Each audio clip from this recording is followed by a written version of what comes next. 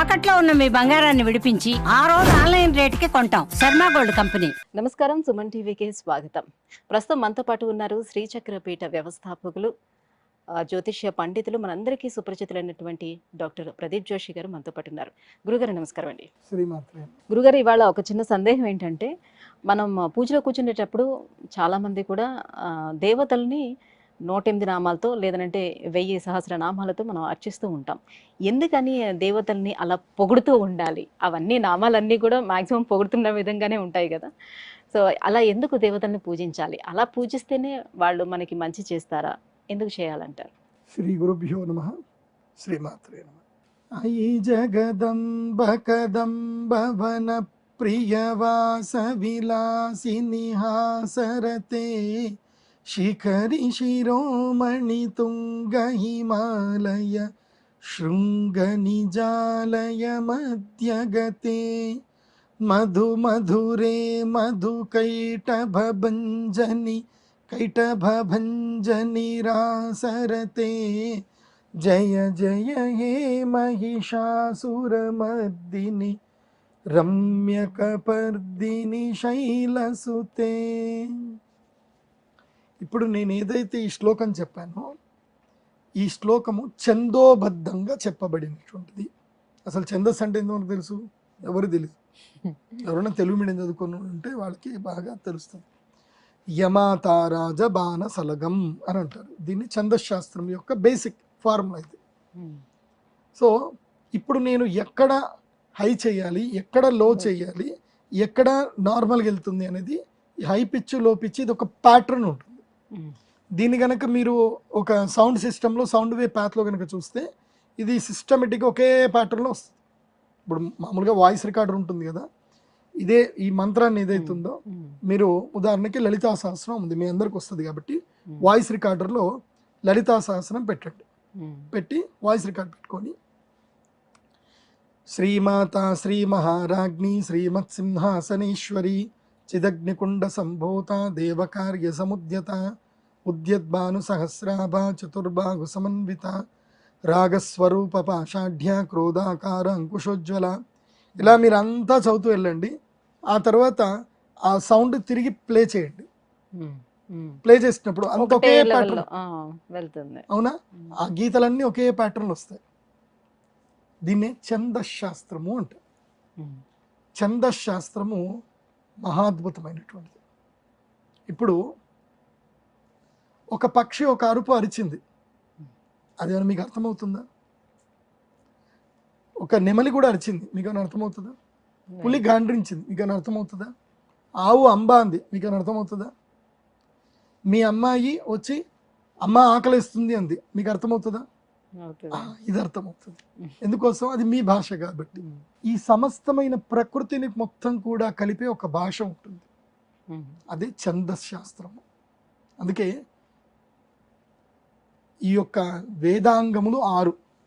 ఆ వేదాంగము లోపల జ్యోతి కల్పో, మొదలు గుర్తుపెట్టుకోండి, జ్యోతి కల్పో నిరుక్తం చ శిక్షా వ్యాకరణం తత ఛందో విచితిరేతాని షడంగాని విదుస్మృతే. ఈ శ్లోకం గుర్తుపెట్టుకోండి. ఇప్పుడు నేను చెప్పింది కూడా మీరు మళ్ళీ ఒక రీసెర్చ్ ప్యాటర్న్ కూడా చేసుకోవచ్చు. సాంస్క్రిట్ స్టూడెంట్స్ ఎవరైనా, జ్యోతిష్యం నేర్చుకునే వాళ్ళైనా, ఎవరైనా రాష్ట్రీయ సంస్కృత విద్యాపీఠంలో చదివే వాళ్ళైనా, ఎవరైనా సరే మీ యొక్క స్కూళ్ళల్లో కూడా సనాతన ధర్మం గురించి ఏదైనా ప్రజెంటేషన్ ఇవ్వాలంటే కూడా ఈ వీడియోని బాగా నోట్ చేసుకొని రాసుకొని మీరు కూడా ప్రజెంటేషన్ ఇవ్వచ్చు. సనాతన ధర్మం ప్రజెంటేషన్ పిల్లలు ఇవ్వండి, మీ స్కూళ్ళల్లో ఇవ్వండి. సో ఈ ఛందశాస్త్రం అంటారు. ఏమంటారు? ఛందశాస్త్రం. దీంట్లో వేదాంగములు 6.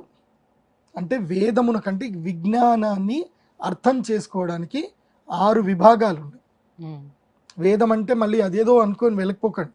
వేద పురుషుడు అని మనకు అర్థమయ్యేటట్టు చెప్పారు. ఆ వేద పురుషుడికి 6 భాగాలు. అంటే వేదమును అర్థం చేసుకోవడానికి నువ్వు ఈ 6 నేర్చుకోవాలి.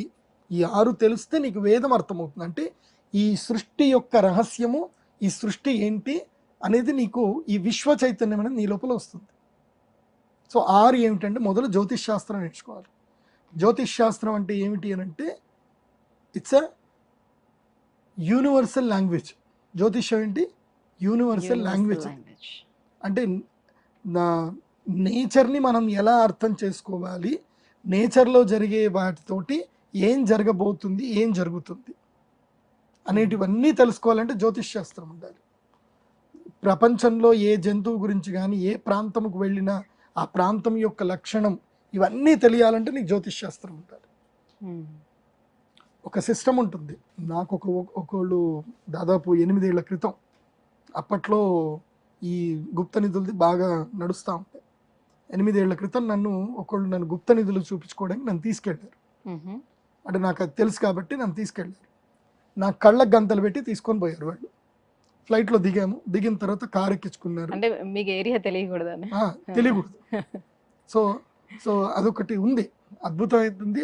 ఆ టెంపుల్ చూపించాలి కాబట్టి ఏం చేశారు, నన్ను కళ్ళ గంతలు పెట్టేసి నన్ను తీసుకెళ్ళిపోయారు. మొత్తం అంతా అయిపోయింది. తీసుకెళ్ళిన తర్వాత నన్ను అక్కడ దించారు. దించిన తర్వాత కళ్ళ గంతలు తీశారు, భోజనం చేసాం, చూసాం ఆ శివాలయం లోపల ఏముంది అనేది. చూసిన తర్వాత నేను చెప్పాను, ఇది ఉంది, దీన్ని ముట్టకండి, ఇది దిగ్బంధనం చేసింది, దీనికి ఇంకా ఇంత ఆయుష్ ఉంది, దీని జోలికి వెళ్ళకండి అని చెప్పాను. చెప్పిన తర్వాత నన్ను మళ్ళీ కళ్ళగంతలు కట్టబోయారు. కళ్ళగంతలు పెడితే నేను చెప్పాను, నేను ఎక్కడున్నానో మీకు తెలుసా, మీకు తెలియదు అనుకుంటున్నారన్న. నీ కళ్ళగంతలు పెట్టి తీసుకొచ్చిన మీకు ఎట్లా తెలుస్తుంది అని అంటే, ఇమ్మీడియట్లీ ఆకాశంలో ఏదైతే కనుక ఈ సూర్యమండలం వెళ్తూ ఉంటుంది కదా, ఒక కర్ర పుల్ల పెట్టి లెక్కేసి దీన్ని బట్టి ఇప్పుడు నేను ఏ లాంగిట్యూడ్లో ఉన్నా అని చెప్పి ఇమ్మీడియట్లీ రాసి చెప్పాను. పలానా సముద్రానికి నేను ఇంత దూరంలో, తూర్పుకి ఇంత దూరంలో ఉన్నాను అని చెప్పాను. వాళ్ళు నోరు ఏంది గురుగారు. సో ఇది నాకు తెలుసన్నంత మాత్రాన్ని మీరేం కంగారు పడకండి. ఈ దేవాలయం నిర్మాణం లోపలనే ఆ యొక్క ఇది ఎక్కడ ఉంది అనేది దేవాలయ నిర్మాణంలోనే ఉంది. అది నేను చూసి చెప్పాను. కాబట్టి నా దగ్గర మీరేమీ చిన్నపిల్లలు ఆటలు ఆడకండి. ఇది నాకు కూడా అక్కర్లేదు, నా ఫీజు ఏదో నాకు ఇచ్చేసండి, నేను వెళ్ళిపోతానని చెప్పేసాను. మళ్ళీ వాళ్ళు నన్ను తీసుకెళ్ళి డ్రాప్ చేశారు. ఎప్పుడైతే నేను చెప్పానో అది ముట్టొద్దు అని చెప్పాను, ఆవిడ నేను చెప్పిన మాట వినకుండా కూడా ముట్టింది. ఆ ముట్టిన తర్వాత ఆమె చేతి ఇక్కడ నుంచి ఇక్కడ దాకా నల్లగైపోయింది కంప్లీట్గా. నేను చెప్పా, ఆ శివాలయం లోపల శివుని ముట్టొద్దని చెప్పా. వీళ్ళే ఇక్కడనే కొత్తగూడలో ఉంటారు, కొత్తపేటలో ఉంటారు, దిల్సుఖ్నగర్లో. ఆ చేతికంతా నల్లటి వెంట్రుకలు ఇక్కడ ఉంటాయి. ఇవన్నీ కూడా నేను చెప్పా ముట్టొద్దు అని చెప్పాను. వీళ్ళే ముట్టారు, శివలింగాన్ని ముట్టారు. కొన్ని ఒక్కొక్క శివలింగం ఒక్కొక్క ధాతువులతో తయారు చేస్తారు. అవి దేనికోసం తయారు చేస్తారో దానికి అట్లా వదిలేయాలి, వాటిని మనం టచ్ చేయకూడదు. కొన్ని అద్భుతమైన శక్తులు ఉన్నాయిలేండి, నేను టైం దొరికినప్పుడు చెప్తాను. అట్లాంటి శివాలయాలు చాలా ఉన్నాయి. ఆ శివుడి మీద పడ్డ నీళ్ళని తాగితే ఎలాంటి ఆరోగ్య సమస్యలు కూడా తీరిపోతాయి, అనారోగ్య సమస్యలన్నీ కూడా తీరిపోతాయి, అలాంటివి ఉంటాయి. సరే, జ్యోతిష్యం, ఇలా జ్యోతిష జ్ఞానం ఉండాలి. కల్పశాస్త్ర అంటే జ్యోతిష్ శాస్త్రాన్ని ఏమంటారు అంటే కళ్ళు అంటారు. కళ్ళు లేకపోతే మనకి ఈ ప్రపంచంలో ఏమైనా తెలుస్తుందా? ఏం తెలియదు. జ్యోతిష్యం తెలియకపోతే ఏం తెలియదు. తర్వాత కల్పశాస్త్రం అంటే కల్పపాణి, కల్పశాస్త్రం అంటే ఏంటంటే చేతులు. అంటే మనం అన్నం తినాలన్నా, ఏ పని చేయాలన్నా మనకి చేతులు కావాలి. సో మన నిత్యావసరాలు తీరాలంటే కల్పశాస్త్రం కావాలి. కల్పశాస్త్రం లేకపోతే మనకి జీవనం ముందుకెళ్ళదు. కల్పశాస్త్రం నేర్చుకోవాలి. తర్వాత వ్యాకరణం అంటే ముఖము, నోరు, మాటలు, ఇవన్నీ కూడా. అందులోపల ఛందశాస్త్రం వస్తుంది. ఏంటంటే ఛందపాదౌ, ఆ శ్లోకం కూడా చెప్తాను, రాసుకోండి. ఛందపాదౌ శబ్దశాస్త్రంచ వక్త్రం కల్పపాణి జ్యోతిషీ చక్షుషీంచ శిక్షాఘ్రాణం శ్రోత్రముక్తం నిరుక్తం వేదాస్యాంగాని ఏవమాహుర్మునీంద్రాః. ఈ శ్లోకం నోట్ చేసి పెట్టుకోండి, మీ ప్రజెంటేషన్లో ఇవ్వండి. ఇవన్నీ ఫార్ములాస్ నోటికి రావాలి. అదే సనాతన ధర్మంలో ఉన్న విద్యలో ఉండే గొప్పతనం. నాకు ఎప్పుడో చిన్నప్పుడు నేర్పించింది, ఇప్పటిదాకా నాకు ఆ ఫార్ములా గుర్తుంది. సో ఇందులోపల ఛందశాస్త్రం ఏం చెప్తుంది అని అంటే, నీ యొక్క ఆరా ఒకటి ఉంటుంది, నీ శరీరానికి ఒక ఆరా ఉంటుంది. నీ జన్మపత్రికను బట్టి నీకు నెగిటివ్స్ ఏంటి, పాజిటివ్స్ ఏంటి అన్నీ తెలుస్తాయి. ఏ గ్రహము ఎలా ఉంది అనే దాని మీద. ఇప్పుడు శనిగ్రహం బాగలేదా, శుక్రగ్రహం బాగలేదా? శుక్రగ్రహం బాగలేదనుకోండి, సంసార సుఖం ఉండదు. మొన్న ఈ మధ్యనే నాకు ఒక క్లయింట్, ఆమె జాతకం చూడగానే చెప్పా, అమ్మ నీ జాతకంలో శుక్రుడు బాగలేడు, నీకు వివాహ సుఖం లేదన్న. ఆమెకి 50 ఏళ్ళు. నేను టీచర్ పని చేస్తున్నానండి, నాకు పెళ్ళి కాలేదు, మీరు చెప్పింది కరెక్టే గురుగారు. మీకు శనిగ్రహం బాగలేడు, ఆ శని కూడా మీకు శత్రుస్థానంలో సప్తమాధిపతి శత్రువులో ఉన్నాడు, కాబట్టి మగవాళ్లతో మీకు ఇబ్బందులు జరుగుతూనే ఉంటాయి అని చెప్పి. అవునండి నాకు చిన్నప్పటి నుంచి అదే సమస్య, అందుకే నేను పెళ్లి చేసుకోలేదండి అని చెప్పింది. అది ఓకే. అది జాతకం. ఎట్లా చెప్పాం మేము? ఈ ఈ యూనివర్సల్ ఆల్గారిథం అనేది మనకి గ్రహాలు చెప్తాయి. ఎందుకు? నువ్వు ఎవరు, నీవే పర్సనాలిటీ, నీకు ఏ ఎనర్జీస్ ఉన్నాయి, నీకు నెగిటివ్స్ ఏంటి, పాజిటివ్స్ ఏంటి, గ్రహాలు చెప్పేస్తాయి. జాతకం చూసి చెప్పేస్తాయి. అది చూసి దానికి విరుగుడు ఇవ్వాలి కదా మరి. ఇప్పుడు శుక్రుడు బాగలేడు అలాగని చెప్పి ఇప్పుడు నేను జ్యోతిష పండితుని చెప్పేశా, మరి నేను ఏం చేయాలి గురుగారు, మరి నాకు పెళ్ళి అవ్వాలంటే నాకేం తెలుసమ్మా అంటే కుదరదు కదా. అదేగా. దానికి ఛందశాస్త్రం కావాలి. ఆ ఛందశాస్త్రం అంటే నడవడం. ఛందస్సు అంటే ఏంటి? నడవడం. ముందుకు మనం వెళ్ళాలి, ఎక్కడ ఆగిపోకూడదు కదా.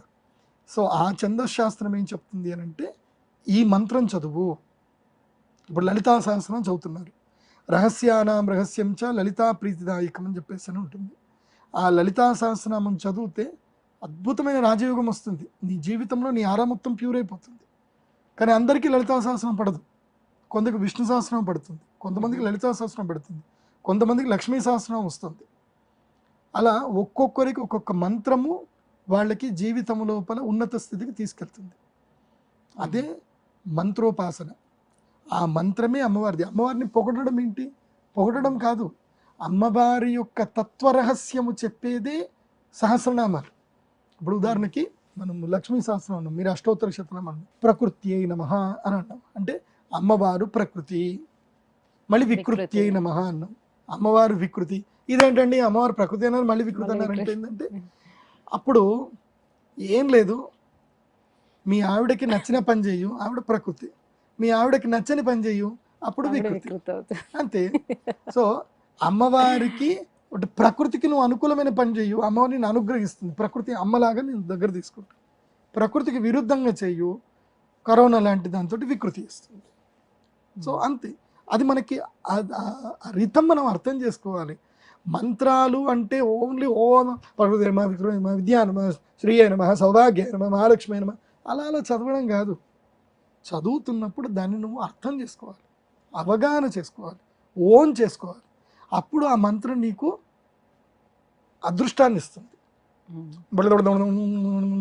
వేస్తే ఏమొస్తుంది? అందుకే నేను మంత్రం చదివేటప్పుడు మా నాన్న చెప్తాడు, మంత్రం చదివేటప్పుడు స్పష్టంగా చదువు. ఆ మంత్రం చదువుతున్నప్పుడు ఆ అర్థము నీ లోపల నువ్వు అవగాహన చేసుకుంటూ చదువు, అయితే నీకు సిద్ధిస్తుంది, లేకపోతే సిద్ధించదు. ఎందుకోసం అంటే టేప్ రికార్డ్లో మంత్రం చదివింది ఒకటే, నువ్వు చదివింది ఒకటే. నువ్వు అర్థసిద్ధి లేని మంత్రం నీకెందుకు? భావశుద్ధి ఉండాలి. భావశుద్ధి లేని మంత్రం కానీ మాట కానీ కాదు, కుదరదు. ఉదాహరణకి నీ ఫ్రెండ్సే ఉన్నారు, ఏదో చుట్టాలకు పెళ్ళికి వెళ్ళారు, మిమ్మల్ని పలకరిస్తారు. కొంతమంది పలకరిస్తే బాగున్నావా అని పలకరిస్తే అదొక అటాచ్మెంట్ లాగా ఉంటుంది. కొంతమంది ఫేక్ స్మైల్స్ ఇస్తారు, బాగున్నావా అని అడుగుతారు, అంటే అడగాలి అని అడుగుతారు. సో భావం అనేది ఉంటుంది కదా, ఆ ఇంటర్నల్ ఫీల్ అనేది, ఆ సోల్ లేకపోతే వేస్ట్. నువ్వు ఆ సోల్ పెట్టి చదువు. ఆ మంత్రము చదివేటప్పుడు ఆ యొక్క మంత్రార్థాన్ని అర్థం చేసుకుంటూ అమ్మవారితో కనెక్ట్ అయ్యి చదువు. అమ్మ పక్కనే ఉంటుంది, అమ్మ ఎక్కడో లేదు. అమ్మవారు ఈ యూనివర్సల్లో అణువణువ ప్రతి చోట ఉంది. కాకపోతే నువ్వు ఎక్కడో ఉందని నువ్వు అనుకుంటూ నువ్వు చేస్తున్నావు అనుకో, అమ్మవారు అక్కడే ఉంటుంది. అమ్మ నా పక్కనే ఉంది, నా ఎదురుగానే ఉంది, నాతో మాట్లాడుతుంది. యాదేవి సర్వభూతేషు శక్తి రూపేణ సంస్థిత నమస్తస్యై నమస్తస్యై నమస్తస్యై నమో నమః అని సమస్త భూతముల యందు ఆ జగదంబని మనం తలుచుకుంటూ ఈ లలితా సహస్రనామం అష్టోత్తరాలు చక్కగా చదవడం వల్ల పూజలు సిద్ధిస్తాయి, లేకపోతే పూజలు సిద్ధించవు. అయితే గురుగారు, చాలా మందికి ఇప్పుడున్న వాళ్ళందరికీ కూడా వచ్చే డౌట్, మంత్రాలు కానివ్వండి, శ్లోకాలు కానివ్వండి, స్తోత్రాలు కానివ్వండి, అన్నీ కూడా మనకి సంస్కృతంలోనే ఉంటాయి. మనకి తెలుగే సరిగ్గా రావట్లేదు. ఇప్పుడు ఈ సంస్కృతిలో ఉన్నటువంటి ఈ శ్లోకాలని సరిగ్గా చదవలేకపోతున్నారు, ఉచ్చరించలేకపోతున్నారు సరిగ్గా. అప్పుడు దోషం అనేది ఉంటుందా? సో అలా చదవలేనప్పుడు ఆల్టర్నేట్ సొల్యూషన్ ఏంటి? No alternate solutions, you have to learn. నాలుక తిరగాలి. ఉల్లిపాయలు ఎల్లిపాయలు దొరికినట్టుగా తినుకుంటూ నాలుక మొద్దు మారితే అంతే ఉంటుంది. దానికే మీకు మణికొండలోనే గోల్డెన్ టెంపుల్కి పక్కనే సంస్కృత భారతి బిల్డింగ్ ఉంది. మీరు రోజు సాయంత్రం వస్తాను అంటే మీకు సులభంగా 10 రోజుల్లో కూడా సంస్కృతం నేర్పిస్తారు. మీకు బెంగళూరులో కూడా గిరినగర్లో సంస్కృత భారతి కార్యాలయం ఉంది, అక్కడికి వెళ్ళినా సంస్కృతం నేర్పిస్తారు. లేదు మీరు సంస్కృత భారతి దశదిన సంస్కృతం అని యూట్యూబ్లో కొట్టండి, మీకు 10 రోజులు సంస్కృతం నేర్పించేటి కూడా ఉన్నాయి. మీరు గోష్పద క్షేత్రంకి వెళ్ళండి, రాజమండ్రిలో గోవూరుకి వెళ్ళండి, అక్కడ కూడా మీకు ఒక విద్యాపీఠం ఉంది, ఒక విద్యాలయం ఉంది, అక్కడ కూడా మీకు సంస్కృతం నేర్పిస్తారు. మా గురుగారు దోర్బల ప్రభాకర్ శర్మ గారు. మీకు ఎక్కడికి వెళ్ళినా సంస్కృతం నేర్చుకోండి. ఎందుకోసం అంటే మనకి భగవంతుడు ఇచ్చింది నాలుక. ఈ శబ్దము మనం చక్కగా పలకగలిగితే ఈ బ్రెయిన్ కూడా యాక్టివ్ అవుతుంది. మంత్రము వల్ల బ్రెయిన్ యాక్టివేట్ అవుతుంది, గుర్తుపెట్టుకోండి. మేము ఇన్ని ఫార్ములాస్ ఎట్లా గుర్తుపెట్టుకుంటున్నాం, ఎట్లా మాట్లాడుతున్నాం. సో దానికి ఒక అద్భుతమైన శక్తి ఉంటుంది. జగ్గి వాసుదేవన్ గారికి మొన్న బ్రెయిన్ సర్జరీ చేసేటప్పుడు డాక్టర్లు కూడా ఆశ్చర్యపోయారు. ఏదో ఉంది అనుకున్నాం, ఏం లేదు, ఆయన నవ్వుతూ క్యూర్ అయిపోయాడు. Because he can cure himself with chantings. So అలా గొప్పలు చాలా జరుగుతాయి. కాబట్టి సంస్కృతం నేర్చుకోవాల్సిందే. సంస్కృతానికి పెద్ద కూతురు ఎవరు అంటే, ఎవరు పెద్ద కూతురు? మన తెలుగే, ఆంధ్ర భాష. సంస్కృతంలో ఎంత క్లిష్టతరమైన శబ్దాలు ఉంటాయో తెలుగులో కూడా అంత క్లిష్టతరమైన శబ్దాలు ఉంటాయి.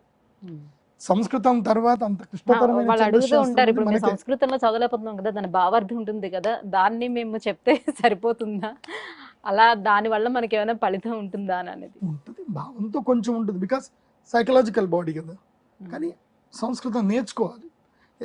మొదటికే ఓడిపోయామని ఒప్పుకోకూడదు కదా, కష్టపడాలి, నేర్చుకోవాలి, అందరూ నేర్చుకోవాలి. అందుకే కదా మేము ఇంత కష్టపడి మేము అంత చెప్పేది. ఎందుకోసం? మళ్ళీ సంస్కృతం అందరూ నేర్చుకోవాలి. సంస్కృతం పెద్ద కష్టమైన భాష కాదు.